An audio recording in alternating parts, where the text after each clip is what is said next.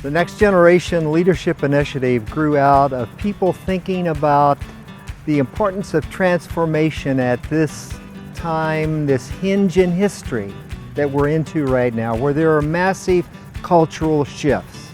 And you know, it makes a great difference whether you're focusing on the future of the church or the church of the future, as we seek to navigate through these cultural changes with challenges and opportunities for our church.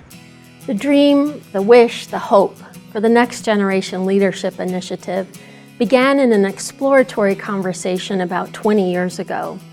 A group of national church leaders were meeting and looking at the stark downward trends of church membership and likely soon to follow congregational vitality.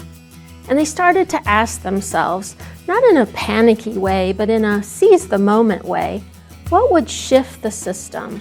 What would nudge the trend line in a different direction so that the United Church of Christ would become more faithful and fruitful in its service to God? And a wise person among them said something like, "It only takes a small amount of leaven to make the whole loaf rise.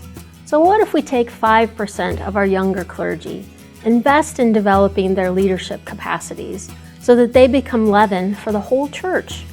We would walk with them in their early years of ministry, hone their skills to lead change in uncertain times, and help them create a cohort of colleagues that would support and hold each other accountable. This group of leaders might then become leaven for the whole church, so it would grow and change and become more faithful and fruitful. They would have the tools, the skills, and confidence they need to be courageous and creative in leading us forward into God's future, whatever that might be."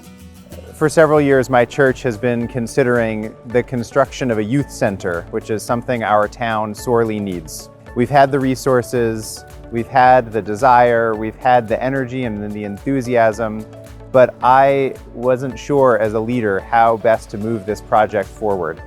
Thanks to the adaptive leadership skills I learned in NGLI, I found a way to help lead the community into making this vision a reality, and I'm excited to say that we're getting ready to begin construction.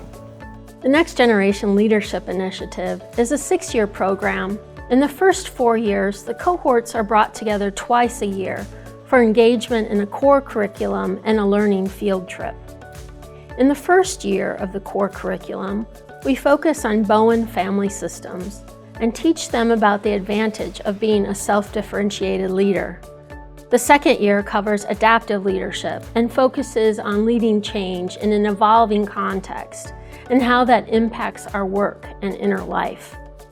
The third year is based on building great teams, so we focus on communication styles, team building, and understanding yourself and others in a group dynamic. The fourth year is all about leading congregations to faithful and fruitful ministry through practical outreach strategies that facilitate spiritual and numerical growth. Also in their first 4 years, we travel with them to 2 general synods and take them on 2 experiential learning field trips. The final 2 years of NGLI are more self-directed. We provide up to $2,000 per year for the pastors to seek out continuing education and coaching opportunities that help them achieve their self-identified objectives. Our goal through all of NGLI is to equip, energize, and empower younger United Church of Christ local church pastors to build vibrant congregations that change lives and further God's mission in the world. It's not curriculum in particular. The curriculum is fabulous and wonderful, but the cohort that we've been given is very, very special and dear to me, and I expect will be for an entire career. Having young people in the ministry be able to get together and talk about what this life is and these stages of life, doing that together has just been an incredible opportunity, and I can't wait to see what else it reveals.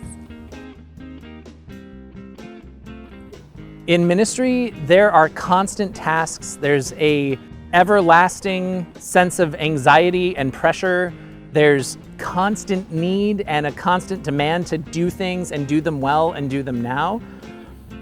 And adaptive leadership, that model of leadership, has really helped me to prioritize my own time and energy I can put my time and energy into things that are uncomfortable and disorienting if they're helping us to grow, if they're helping us to evolve into who God is calling us to be. I lead a family-sized church, and one of the things I love about this church is that there is an opportunity to learn and to grow and to apply what I learned to doing ministry within the context of the church.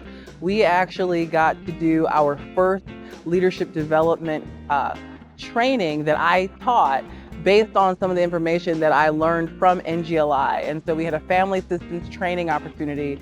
And if it weren't for NGLI, I would not have had those skills to share with my congregation.